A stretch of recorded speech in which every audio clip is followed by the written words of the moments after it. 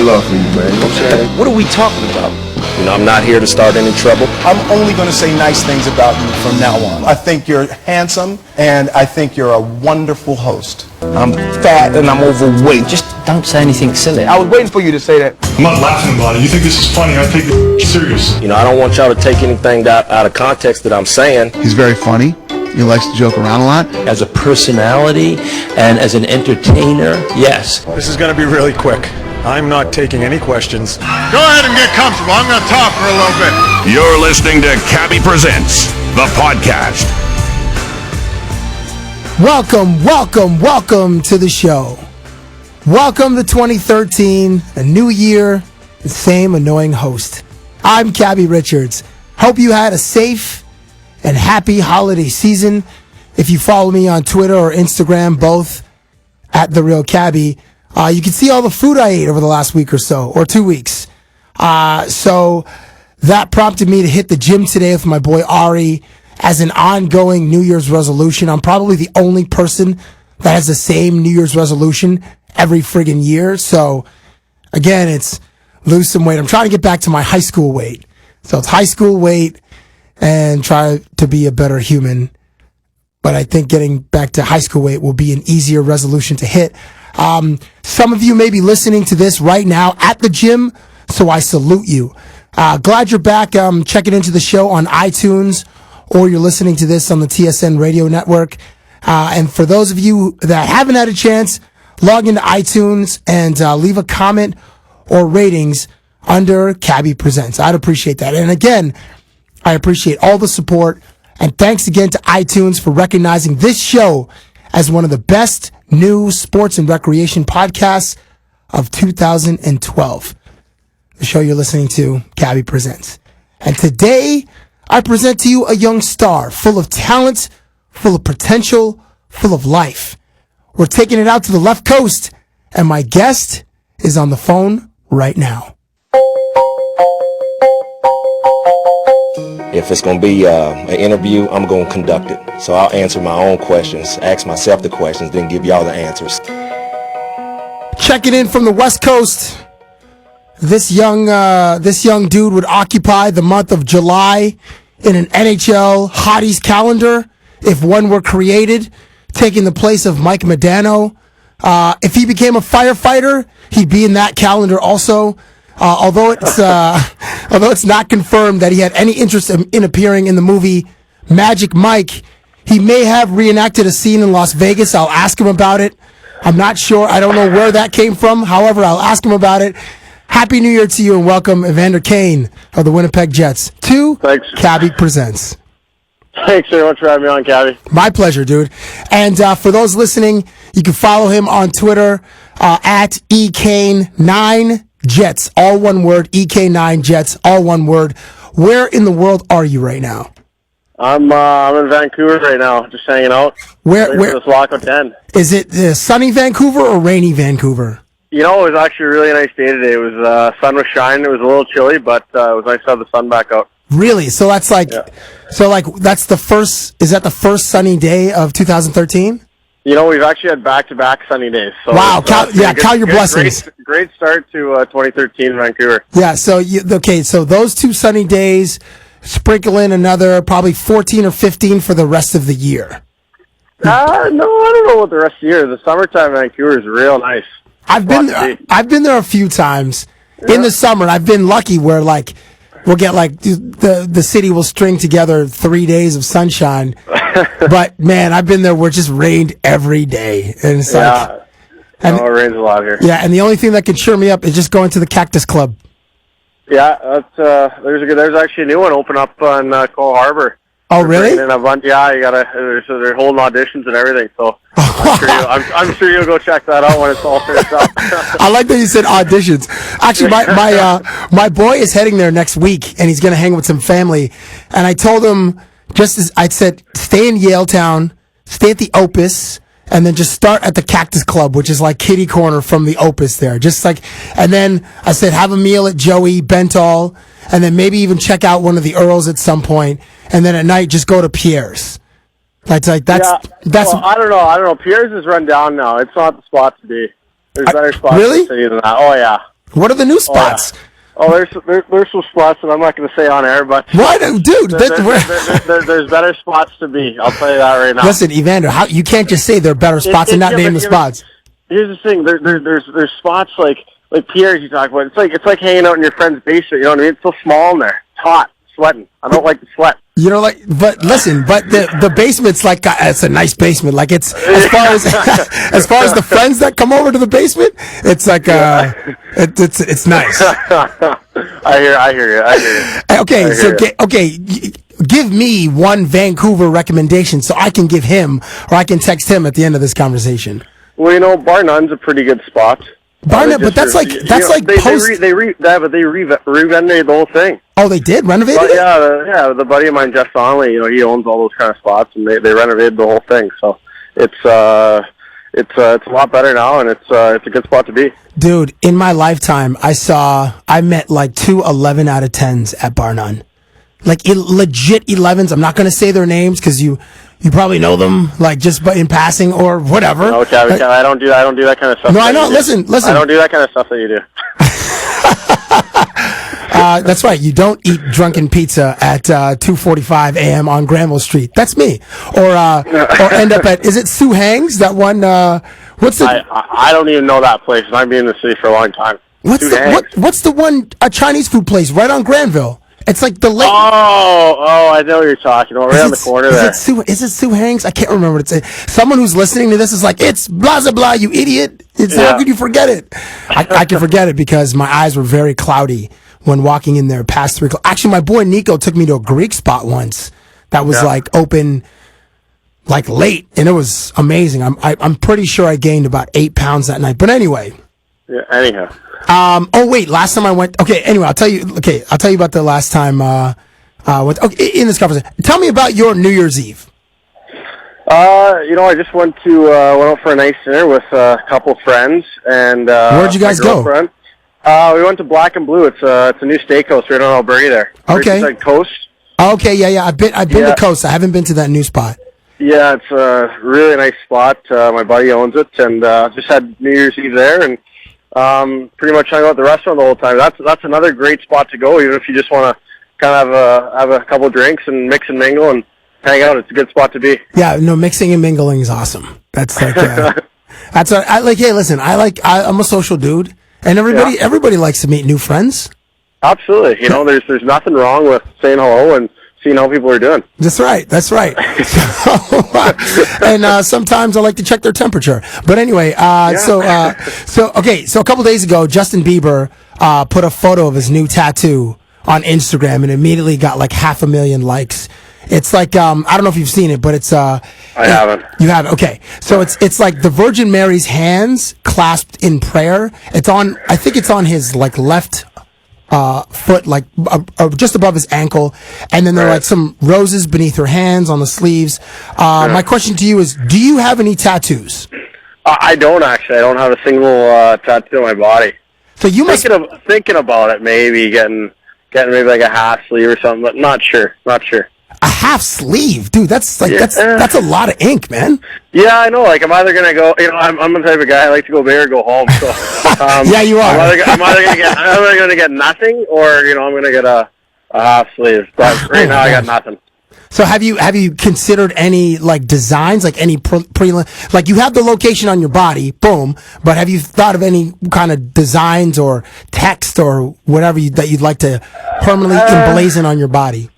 I mean, to be honest, it would have to be something to do with me or my family, right? Because that's you have to live that for the rest of your life. So of course, I wouldn't get anything like a picture of anything or anything like that. It'd probably be more just design and wording. Would you put your number on your body? You know what? I think I would probably. Maybe not like the actual number, or just maybe like 9. I don't know. But 9's always been my number, and I love it. So I think I've seen that's part of me. So I mean, like I said, I consider it for sure. That's fair. I think I've seen other dudes with their numbers on their body. I'm trying to think. Oh, yeah. I remember covering the Red Wings, and I feel like there's a dude on the Red Wings that had his number, and I'm thinking it's like a Darren McCarty type or someone like that, but I'm not entirely sure. That would be a good guess. Okay, so in your room, have you in your dressing room with the Winnipeg Jets, have you seen any particularly bad tattoos? Ooh, boy, I don't know.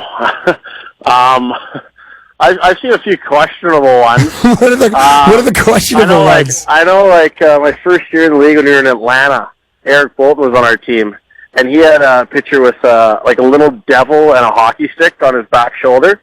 Oh, that's. And he got it done I think when he was young and whatnot. But Eric's not a guy you really want to mess with. But it was kind of funny to see that tattoo on his back there. Was it like a cool devil where it's like it's particularly sinister, or is it like one of those like not comic book, but more like cartoony? Cartoon, yeah. It was more of the kind of cartoonish.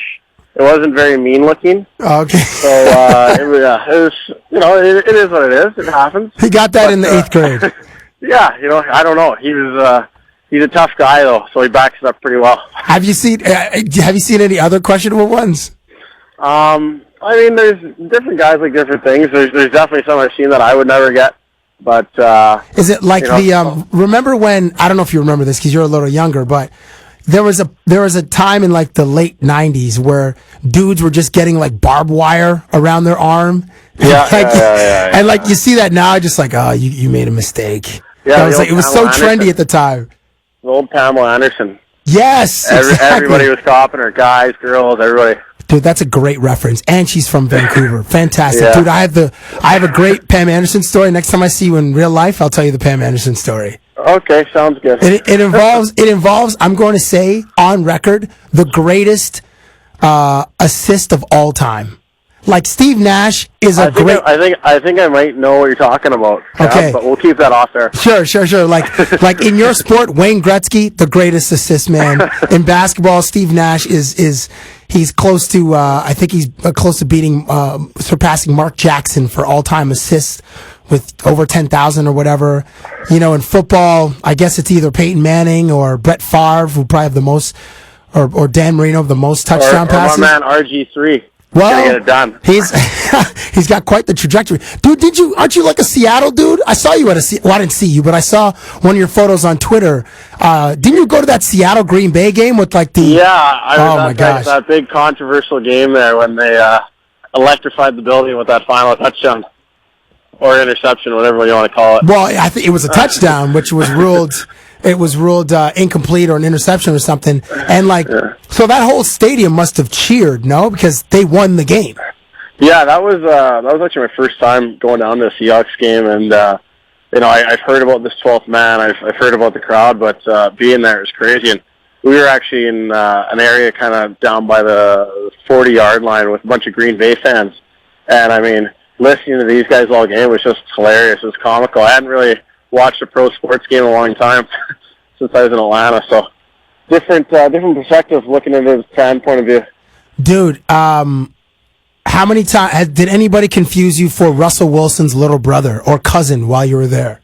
Actually, my girlfriend's aunt knew I was coming down because she has family in Seattle, and she actually mentioned that to me as well. But I get everything. In Atlanta, it was Drake or Chris Brown. Chris Brown? You don't look like Chris Brown. I know. Nor do you look like Drake. I don't have blonde hair and a nose ring. Right. Come on.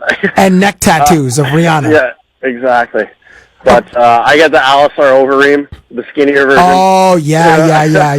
Yeah, that dude is a monster. Yeah. I don't know what they keep talking about with the skinnier version, though. I think they're about the same size.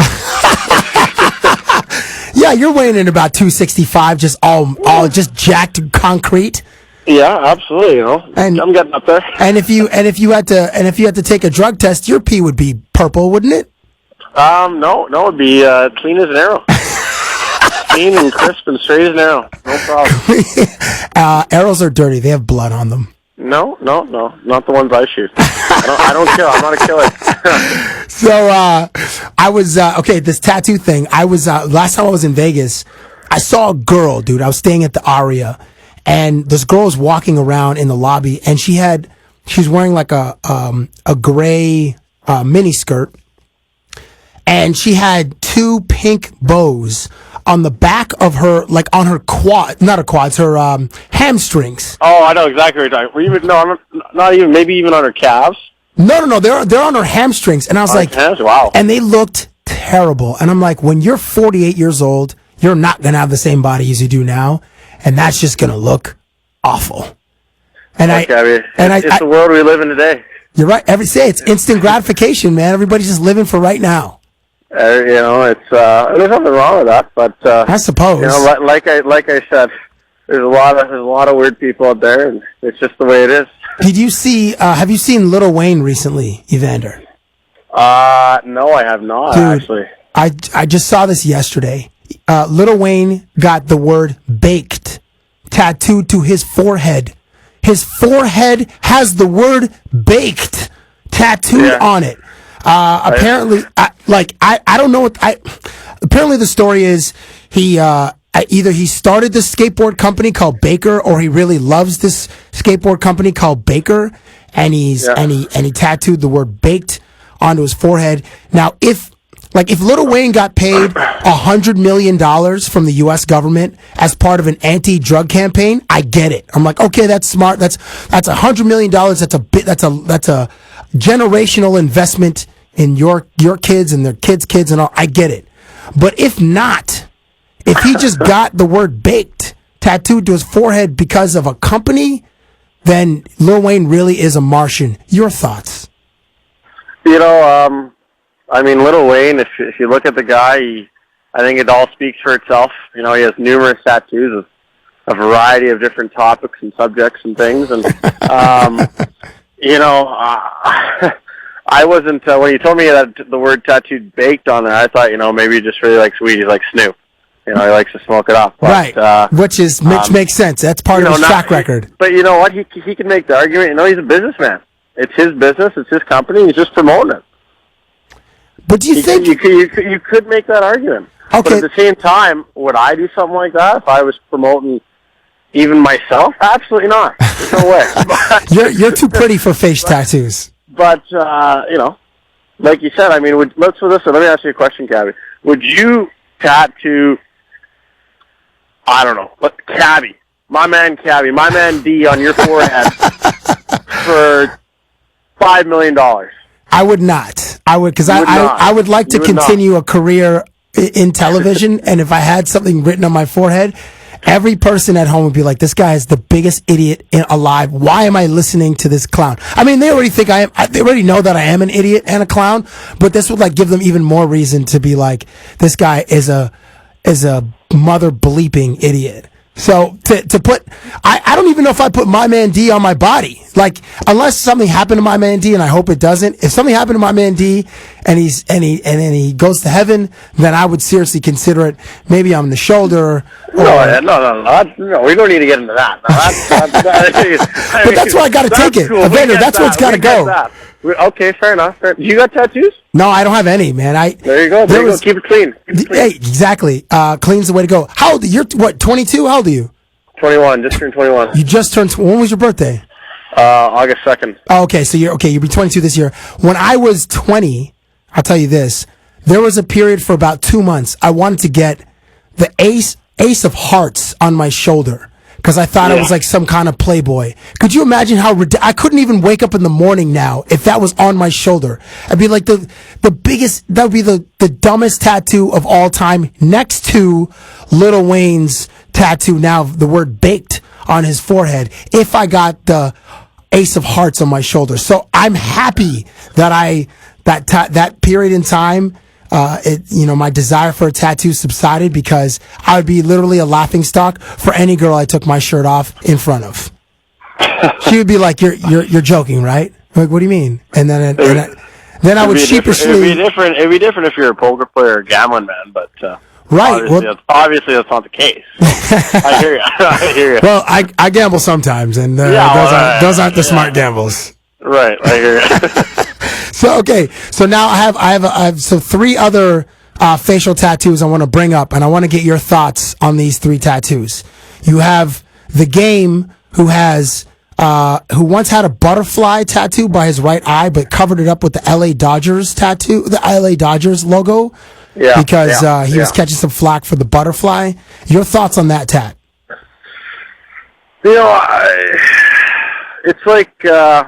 It's like what my dad said. I remember I wanted to get my ears pierced when I was really young, and whatnot. And he's like, you already have enough holes in your head. Why put any more? You know what I mean? So, I mean, it's like, okay, you got a tattoo on my shoulder, got my back, and everything. What's the one on my face? It's just not my cup of tea. It's not what I'm interested in. I mean, some girls might like that. You know, he likes LA Dodgers. Maybe he's a big fan. I don't know. I mean, I'm not judging anybody for what they want to do themselves, as long as they're not hurting me. It doesn't really bother me. But LA Dodgers, I would have went with the Atlanta Braves, to be honest. Okay, well, the game is from Compton, so he's very much an LA dude. So I guess that's why. I feel that he has some more love. It's better than the butterfly for sure. Yes, it is. Okay, sure. so if we're on a poker table on the green felt, boom, there's the two. There's the LA Dodger card. I'm gonna one up the card with Gucci Mane's tattoo of an ice cream cone on his face. Yes, I'm very familiar with that, living in Atlanta for 2 years. Wait, oh, of course, right. Yeah, I don't know what to say. The guy likes ice cream. Do you think Gucci Mane just needs a hug? He's probably, I think a hug or a... Education? Or like a high school education? I hope he's not listening to this. I don't want to be in his bad books, but no, I think he needs a big hug, or, you know, maybe he just needs a shoulder to lean on. But does he ever? But yeah, that's almost as bad as the butterfly. You know what he really needs? Gucci Mane needs friends. Like you need some dudes to be like, hey man, hey, I'm thinking about getting a tattoo. Oh, cool. Like of what? Oh, I was gonna get a ice cream cone on my face. And yeah, then but he if you know Gucci at all, if you are a friend of his, it's probably just best to agree. Whatever he says. I want to get a tattoo of an ice cream. That sounds like a plan to me. I want to get one too. That's probably what his friends say. So, man, you can't blame the guy. I blame him because he doesn't have like legit friends, and I blame the people around him. Fair enough. Somebody should have grabbed him by his shirt collar and be like, listen, I'm going to throw you in the river if you do that. And then the last one, which is now iconic, it's Mike Tyson's tattoo of which I guess is it to honor or symbolize the Maori in New Zealand, the indigenous people of New Zealand, and perhaps, but you know the Mike Tyson's tattoo, the black ink with the with the sharp edges. I appreciate the education on this tattoo because I was unaware of that. Yeah, that's apparently it's you know, and I just interviewed Mike Tyson and I didn't ask him because I didn't want to be. I feel like people would ask him that all the time, and I didn't want to. Like, you know, when I talk to you, I ask you stuff that you probably haven't been asked. Because it's refreshing, to be honest, Cabbie. Well, thank you, and it's mostly because I'm an idiot and that I just don't come up with like. You know what? That's not the word that comes to mind when you ask questions. Other people, yes, but not you. So I didn't have the guts to ask Tyson, but that's what I read is he was honoring the Maoris. Okay, so Tyson's iconic facial tattoo of the four, we got Lil Wayne baked. LA Dodgers on the game's face, and for those who are unfamiliar with the game is a hip hop artist from Compton. Gucci Mane, another hip hop. I don't know why just black people are doing stupid crap like this, man. We hashtag we have to do better. And then there's Gucci Mane, who's another hip hop artist with an ice cream cone on his face, and then there's Mike Tyson, who's an icon. Yeah, I mean, Mike's definitely takes the cake. He's the winner in this one. He has the best one out of the four. And he's also, holds the title for, one of the baddest men on the planet. Oh, 100%. By far. So, I mean, Mike's, he's a different guy. I mean, I watched his documentary. Which was amazing. Amazing. Which was unbelievable. Evander, could you imagine you being that honest about, like, it was as though the cameras weren't there and he was just talking and being like... Well, it gives people a good understanding of, coming from nothing and then, like you said, being an icon worldwide.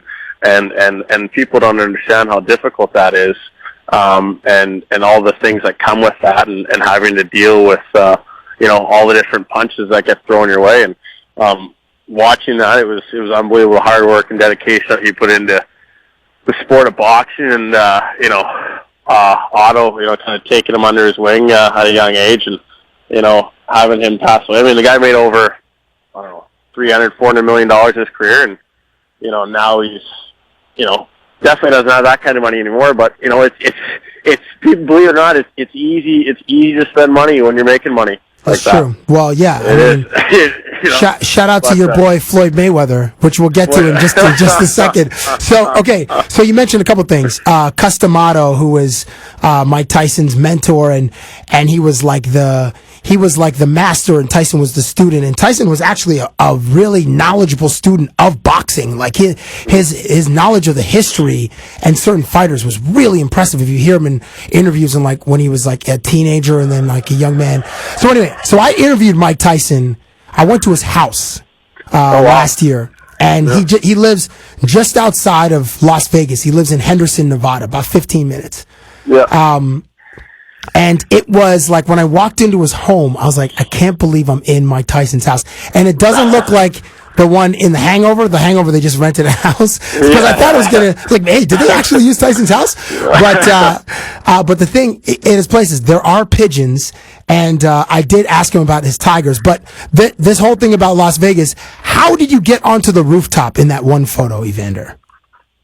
The rooftop? No, see, here's the thing. I mean, I was on the rooftop. Because it looks like the same spot from The Hangover. No, that was at the Cosmopolitan. Yeah. Okay, first and foremost. Okay. I was in the penthouse suite at the very top floor, and it was just out on the balcony. Oh, the Cosmopolitan's like the only hotel in Vegas that actually has balconies in their penthouses. Wow, I like how you roll, kid. So that's what. Okay, but it was on the rooftop. That's for darn sure. It looked like the same background or the same backdrop as the Hangover. So if you're in that space, so I just want to know which one of your buddies tried to do the Wolfpack speech when you're up there. That's funny. I was only with two buddies on that trip. But early in the summer, when I had turned 21, I went down kind of for my birthday weekend with another buddy. It was his birthday in mid-August, and there was about 8 of us. Oh my gosh! And that was we actually had a few speeches go on, and just kind of had a few rules, a couple ground rules, and a couple things we weren't going to do when we got back home to Vancouver, and weren't going to say. So, it's the Hangover was very inspired. I think a lot of people, not myself, and opened up a whole lot of different doors. So what does that mean exactly, Evander? Like I said, we had those speeches for a reason, Cabbie, and part of those speeches were not disclosing any information. So give me one. Okay, that's the main ground rule. Give me another ground rule. You said there are a couple of ground rules, or was that the only rule? What happens here stays here. That was pretty much the only rule. We mapped out a plan of attack, and I just want to did what we need to do. But Vegas, the thing about Las Vegas, they have some unbelievable restaurants there. Like Blue Ribbon at the Cosmopolitan, unbelievable. It's by far the best restaurant I've ever ate at. The greatest steak I ever had in my life was at Tao. I think Tao was at the The Venetian. Or the Venetian? The Venetian Palazzo. Yeah. I had this Kobe beef steak, and it was unbelievable. The greatest steak I've ever had. It's actually my top 5 meals of all time. So I'm with you that Vegas has. Well, I mean, they have world-class chefs there and unbelievable restaurants. But they also have world-class friends. Pardon me? Friends? They're world-class friends that come in and out and. Well, I guess you're accurate on that, since there's people all over the world from that go to Las Vegas. Right. So I can't disagree with you there. Right. Okay, yeah. I just want to know who brought the Roofalin if we're going back to Hangover. Cabs. I want to make this very clear, and on air specifically. I do not and have never done a drug in my life. No, I'm not saying you did, Evander. I totally get it. But I just want to make that perfectly clear, so I don't get any phone calls from anybody talking about how this and that, Evander Kane does this and that, because that's just not true. Listen, Evander, I know that you don't. You're with a crew. You're with a crew of 7 other dudes. Like, it's a good squad. It's some. It was a good squad. Yeah. Yeah, those are like your road dogs, and there are a couple of wolves in that, like legit wolves in that wolf pack, which there should be in a group of 8. And just in continuing with the theme of the speeches and what happens in thing, and then boom. Yes. And you're taking the photo in the like the hangover view, and then I just want to know who brought the rooflin. The rooflin. Well, I mean, rooflin in quotes here. I don't know. We can move on. We can move on. Vegas is like, it was the first time I ever went. Was the first time when you turned 21? I turned 21. Yeah, it's the first time I've ever been. I didn't want to go down there and not be able to do anything and have fun. So, you got the pool parties in the summer. We went down for the Labor Day long weekend there. And, we were at Wet Republic. And, oh boy, that's just, we were at, on that Sunday, right? No, Wet Republic. No, I'm thinking of, is that the Hard Rock Hotel? No. Wet Republic is at the MGM. Yes. And, then we were at Surrender the next day. And, I mean, pool party, and then you go out, and pool party, you go out. It's a tough place to stay in for any more than 3 days, that's for sure. Yeah, I totally agree. Because I mean, your body takes a beating. Yes, it does, because of the sun. Because of the sun, and only one way. Sorry, only one way. The sun and the dancing. That's it. The sun and the dancing, and then you get dehydrated because of the sun and your dancing. You all this water. Yes, all this H2O on the rocks. Right. All those libations. It's just very. It's tough. It's tough. But there's so much to do there. You can go to the gun range. You can go race Ferraris. It's unbelievable what you can do down there. A friend of mine went doom buggy racing, I think, or something to that effect, which I think would be dope.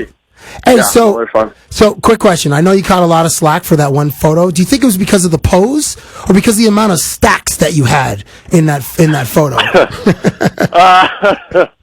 I don't know what it was. It was meant as a joke, directed at Floyd Mayweather, nobody else. And I guess people were just looking for something to talk about. And like I said before, I wasn't meaning to offend anybody, but I'm not going to apologize for it because, like I said, it was a joke, and I thought it was a funny picture, and a lot of other people did as well. Maybe it was just the pose. Maybe you if you're throwing the money in the air, or if you had a baseball bat or a tennis racket, and you're batting money out of the air. Yeah, I guess maybe if it was. I guess maybe you're right. Maybe we should go back down there and retake a few. And you should next time. Test them out next time. Evander, next time bring stacks of Canadian Tire money, so you can be like, this is clearly a joke, but you have stacks on stacks on stacks. Right. Racks on racks on racks on racks on racks. My buddy actually, I don't know if you remember seeing this picture. It was like a Mexican drug bust, and there was a Come room on, full in of real hundreds. life? There's a room full of hundreds. The whole room was packed to the room. And he sent me a picture. He's like, tweet this right after I was starting to get all this thing. And I had a good laugh about that because that would really set things over the top. Did you actually tweet it though? No, I didn't. No, no, but it would have been funny. But like I said, some people have a different sense of humor than others. But like I said, I'm not going to apologize for it because like I said, it was a joke. It wasn't meaning to say, hey, look how much money I have or anything like that. It was just like I said, it was a good run at the tables, and that's what can happen in Vegas. Dude, you must have turned into Alan from The Hangover. You just fell into a zone, or like Will Ferrell in Old School when he's at the debates and he's debating against James Carville and just I'm sorry, I blacked out, and it just kept piling. Okay, 2 questions about that. One, did Floyd Mayweather respond to you? No, either via DM or no, or by. No, he is not. He did not respond to that. I don't know if he didn't want to be a part of all the hate, but he has responded in the past. He has responded to you in the past? Yes, about different things, but he didn't respond to that. So what did Floyd Mayweather respond to you in the past about? Did he respond as a reply or as a DM? No, as a DM. So Floyd Mayweather's following you on Twitter? No, he doesn't, and it's sad because he would follow me for a second. Yeah. And I actually meant to tell him that too, and I forgot. I said, follow the kid consistently. He supports the African American NBA players. He loves that. He's big on that. I'm like, well, support some brothers in the NHL. Yeah, why not, man? Why not? We got to go down to Vegas and straighten him out at his gym. You know who would support you? Manny Pacquiao. Don't say that. What do you mean? I love Manny Pacquiao. Did you love him getting knocked out by Marquez? No, I didn't love that, but hey, that was a great fight because both of them knocked each other down, and then it was a really entertaining fight. And actually, I was supposed to go to that fight. Were you really? I was. Yeah. What happened? Supposed to go to that, but what happened?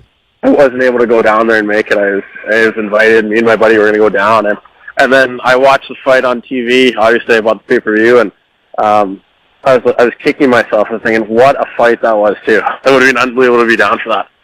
Yeah, like it was amazing. So we're speaking of these dudes who have who have the bodies of superheroes and almost like the agility in the hands of like superheroes. And I recently saw the movie Jack Reacher with Tom Cruise. I don't know if you saw that one. No. It was actually very good. I really enjoyed it. But this year, there have been several like superheroes and action movie characters. There's, James Bond had Skyfall. There was a Batman movie, so that's Bruce Wayne earlier this summer. And then there's also a Spider-Man movie, and that's Peter Parker. I don't know if you saw this, but there's an action movie name generator on this website at Vulture. And I'm just going to punch your name in, Evander Kane, and see what your action movie name would be.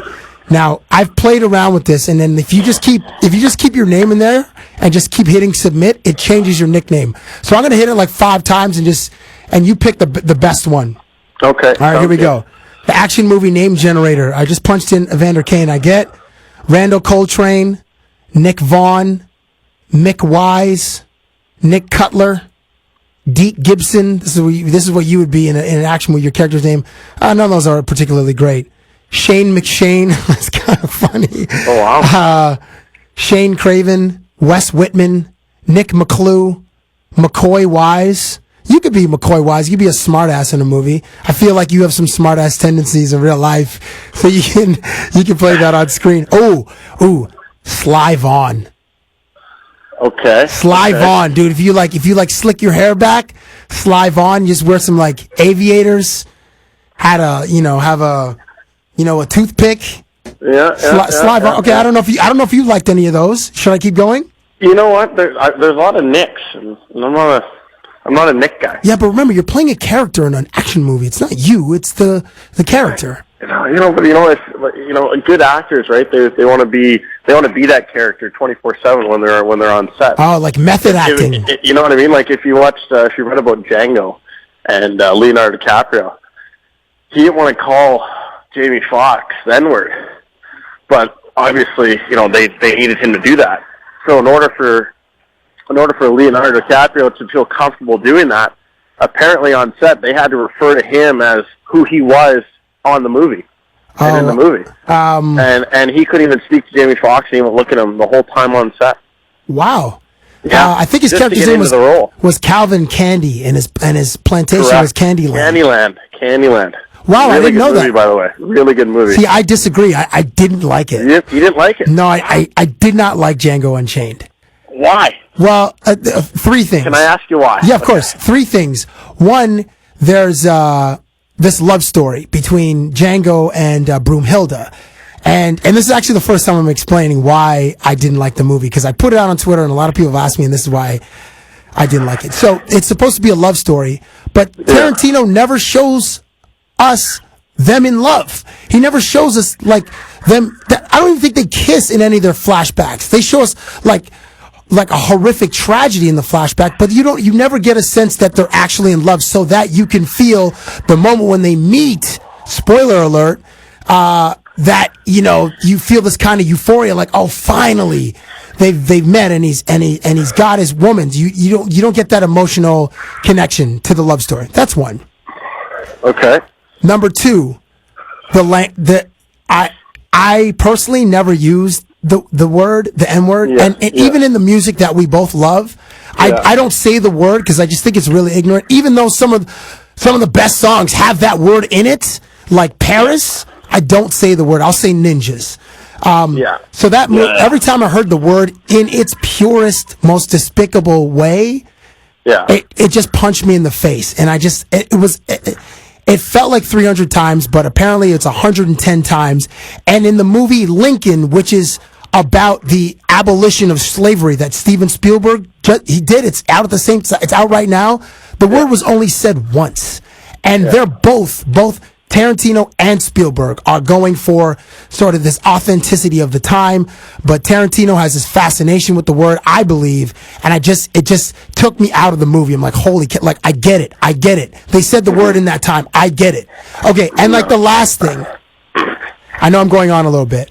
No. The last thing was what the victims go through in the movie, the slaves, the harshness of their torture and their punishment doesn't compare to what the villains get as their comeuppance. So you have these 2 black men fighting this Mandingo fight, and they're ripping each other to pieces. You have this dog that's ripping a slave to pieces. But then you have the most vile characters in the movie. They just get shot once. Shot or blown up. Tarantino gets blown up. Sorry guys, whoever hasn't seen it, I'm sorry. Anyway, but but the main villains, I'm talking about the Colonel Sanders character, Don Johnson, then DiCaprio. It's just one simple boom. And even the 2 brothers their original mission to find these 2 brothers where Christopher Waltz and Jamie Foxx go on. The 3 brothers. The one guy gets whipped a little bit and then he just gets shot. Yeah. But the dudes aren't getting I don't know, man. So I didn't feel like the retribution was. I didn't feel like there was enough of the payoff. The payoff didn't work for me. I'm sorry that was so long, but those are my feelings. No, I totally get it, and I understand what you're talking about. If everybody doesn't, but it's a tough one. It was a tough one for me to watch. I get it. It was, and I didn't really know what the movie was completely about going into it because I'd seen the movie at a premiere in Vancouver a couple days before it came out. Oh, okay. And I liked it because it was. It's a movie that, like you said, it doesn't get made very often. Did they use was I surprised that they used the N-word so much? Absolutely. I was shocked, to be honest.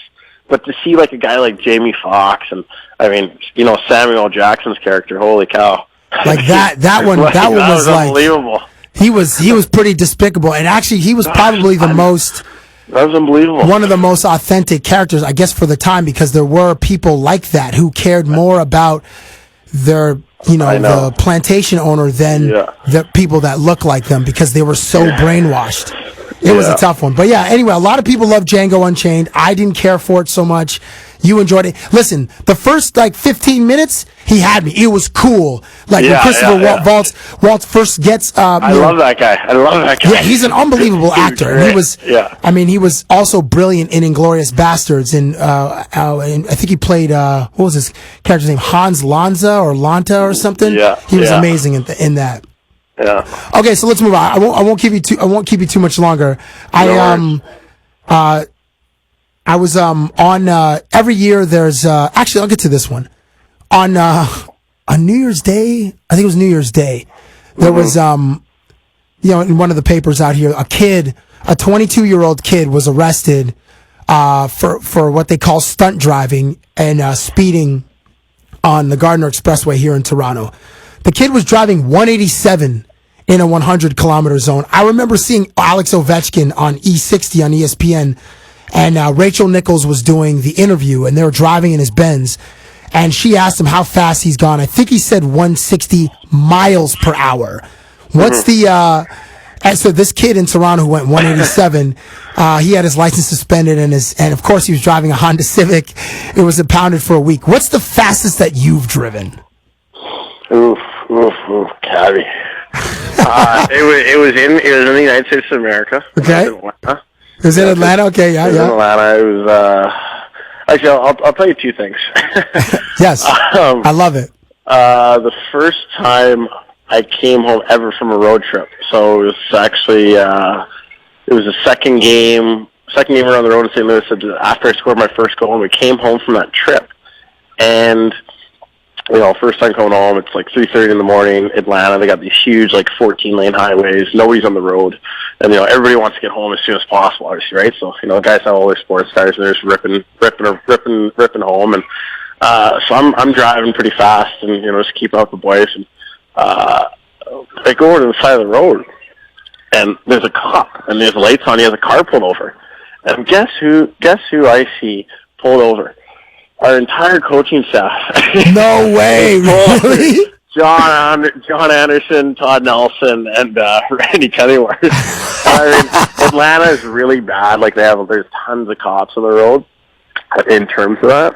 But it was just funny to see, first road trip coming home at night, and the coaching staff is the one of everybody getting pulled over. That's so funny. But it was funny. But, so wait, so did they get ripped and I don't know, I guess chirped?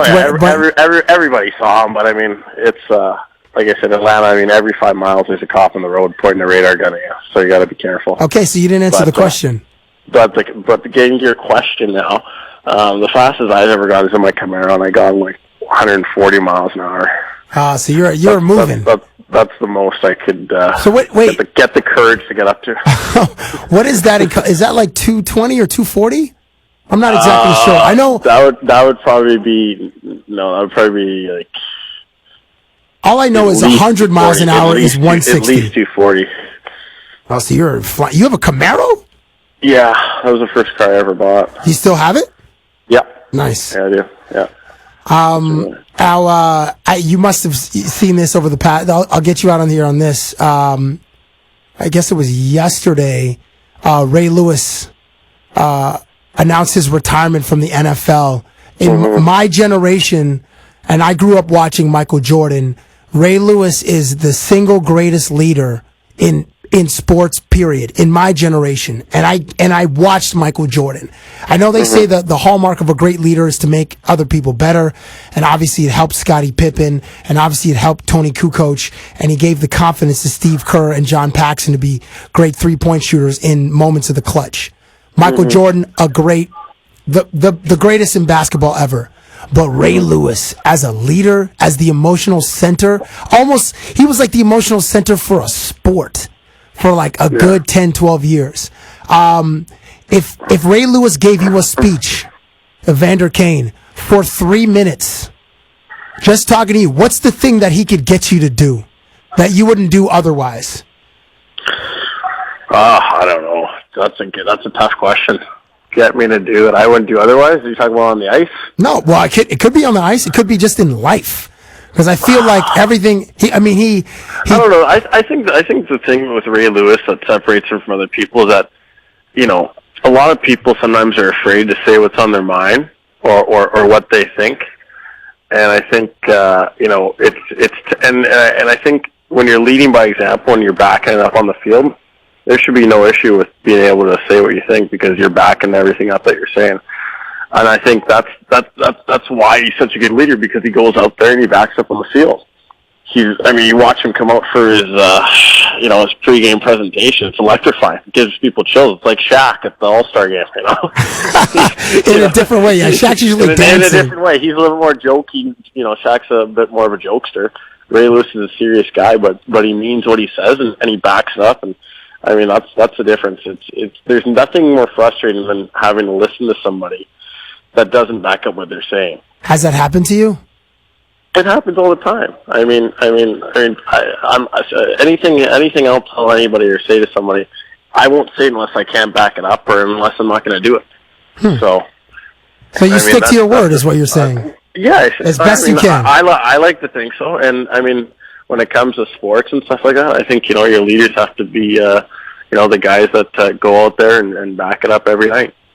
If Ray Lewis was speaking to you for 3 minutes in a room, I have three options for you. You let me know which one you think that Ray Lewis can motivate you, Evander Kane, to do. The first is run for the mayor of Vancouver's office. Okay. Yeah.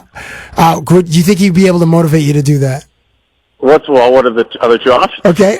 Walk into a room of executives completely naked. Oof. And the third one is skydive without a parachute. Oh, hell. Oh. Okay, well, that's... You're like, oh, hell, is he gonna motivate me to kill myself? The third one's not even an option. But the second one, I mean, if the price is right, that's something I don't need Ray Lewis for. But probably the first one. He can get you to run for mayor of Vancouver. I could see that. Yeah, he could be my number 2 or number 1, whatever he wants to be. He could. Yeah, I mean, he's an inspirational guy, and I mean, I'm sure his teammates, guys that know him real well, he's probably helped a lot of guys in their career and in their personal life. And like I said, he's an inspirational guy, and he obviously cares about his team and the guys that are around him. So, running for office or anything to do with politics is a tough thing. So maybe when I'm like 55, 60, you can maybe talk me into that. Sounds good. And he'll be 80 and he'll still be giving speeches at university campuses probably all over the world and in boardrooms and in... Oh, he'll probably be a football coach. Yeah, or in like classrooms or gymnasiums, just inspiring everybody.